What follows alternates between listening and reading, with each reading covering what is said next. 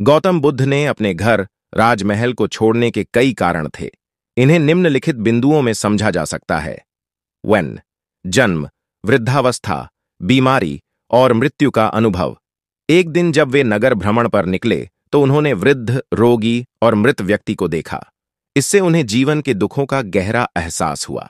Do, वैराग्य की भावना। सांसारिक सुखों और विलासिता के बावजूद उन्होंने अनुभव किया कि ये सब नश्वर हैं और सच्चा सुख इनमें नहीं है। 3, जगत के दुखों का समाधान खोजने की इच्छा। उन्होंने सोचा कि यदि जीवन दुखों से भरा है तो इसका कोई समाधान अवश्य होना चाहिए। इस खोज में वे घर छोड़ने के लिए प्रेरित हुए। 4, एक सन्यासी से प्रेरणा। नगर भ्रमण के दौरान उन्होंने एक सन्यासी को देखा जो शांति में था। यह देखकर उन्हें महसूस हुआ कि सच्चा सुख सांसारिक मोह से मुक्त होकर आध्यात्मिक मार्ग पर चलने में है। 5, परिवार का मोह त्यागना।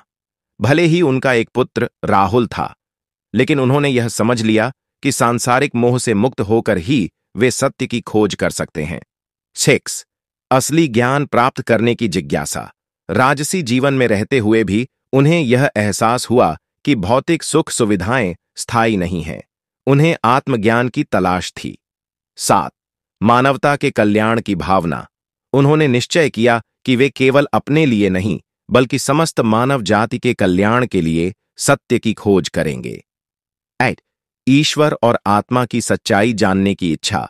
धार्मिक और आध्यात्मिक प्रश्नों के उत्तर पाने के लिए उन्होंने योगियों और ऋषियों के पास जाने का निश्चय किया।